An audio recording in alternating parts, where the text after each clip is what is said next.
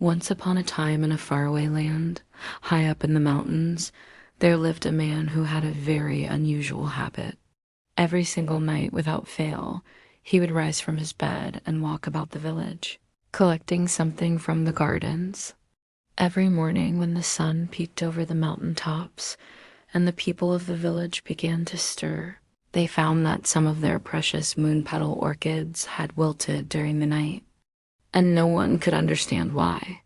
Now, these moon petal orchids were special. They grew in every garden, and every evening when the moon was full, they would unfurl their petals to drink in its silvery light. Then, once the first rays of the sun touched them, they would close their petals again until nightfall. And so it was that these flowers bloomed only under the full moon. People used the moon petals to decorate their homes, to make garlands for their loved ones, and to brew special moon petal tea, which tasted like sparkling white wine and honey.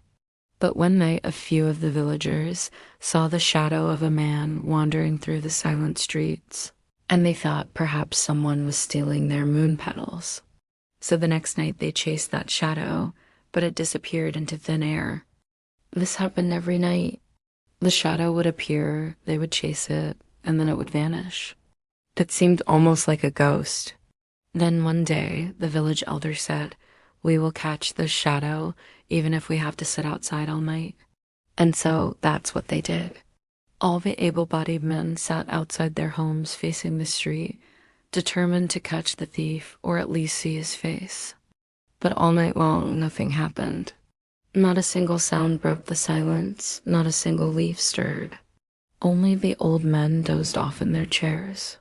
And then suddenly, just before sunrise, a shout rang out, "I've got him." All the men woke up and rushed to the market square. There they found young Tariq sitting right on the edge of the moon petals, cradling them gently in his arms. Everyone stared at him, wondering what he was doing there. But Tariq didn't seem to know anything about it. He blinked at the men, rubbing his eyes sleepily as if waking from a dream. "Did you steal these moon petals?" asked one of the men angrily. Tariq looked down at the petals in his arms and shook his head slowly. "No," he whispered, "I didn't take these." Just then, a woman came running out of her house. "Tariq, my son, what are you doing there? Why did you stay out all night?" she cried, rushing to him and taking the petals from his arms. Then she saw that they were covered with frost and exclaimed, "Oh dear, you weren't supposed to pick these. They're too young to be picked." "You must have been freezing out here all night." Tariq looked up at his mother and then at the other villagers, who also looked at him sadly. "What are you talking about?" he asked, still rubbing his eyes sleepily. "You stayed out all night, didn't you know? And you gathered all these moon petals in your sleep," said the mother, sighing. "You always do this, Tariq. You sleepwalk and gather things in your sleep. We've made baskets and kept them under your bed. But now we have to throw these away. They're ruined." As she spoke, she turned back to the villagers and said, "Sorry, neighbors. We'll bring you some more moon petals tomorrow. These are no good." And with that, she pulled Tara into their home. After the door closed behind them, the villagers stared at each other for a moment, not knowing what to say. Then the eldest of the villagers, who was also Torik's grandfather, finally said, "So it was you, little one. You were the one gathering the moon petals all this time." When he said this, Torik was standing right beside them. He had quietly come back outside and was listening to what they were saying. The boy was so embarrassed to realize he had been stealing moon petals that he wanted to disappear into the ground. "Don't be sad, little one," said his grandfather kindly. "It's a good thing you gathered them. Tell me, why did you do it?" Then Torik told them what he had seen in his dreams.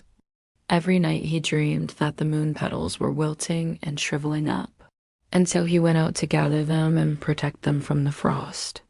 "That's why I was taking them," he whispered, tears welling up in his eyes. "I wanted to save them." His grandfather smiled and put a hand on his shoulder. "So you were carrying care in your sleep, little one? That's a very good thing to do. but you didn't have to steal them to do it. Instead, next time you dream of wilting moon petals, bring some leaves and cover them with frost till morning. Then they will be fine. When Torek woke up that night and saw the frost on the petals, he did as his grandfather had told him. And from then on, the moon petals never wilted again. One evening, Turek's mother was stirring a pot of fragrant moon petal tea when the boy came into the kitchen. He was swinging a bunch of dry leaves in his hand and humming a tune. "What are you doing, Torek?" his mother asked, smiling. "Making a moon petal umbrella," he replied, holding the leaves over his head, "in case they want to wilt again." She laughed and ruffled his hair. "You don't need to do that anymore, little one. Your grandfather taught you well. And besides, you don't have to keep guarding the moon petals all night. You can let us share the responsibility." Torek thought for a moment. "But how can we share it? How can we guard the moon petals together?" His mother looked out the window and said, "Look at those trees. Every night the moon petals open up and drink in the moonlight, but they have to hide from the frost and the wind. If we make a big open space under the trees, the moon petals will grow better." All the villagers liked the idea. So the next day they all met under the trees and started to dig out the soft earth. First, they made a round stage and then planted many moon petal bulbs around it. After that, the villagers took turns staying on the stage during the night to watch over the moon petals. And after a while, Tariq was no longer the only one protecting the flowers. All the villagers were doing it together. Soon, the moon petal garden flourished like never before.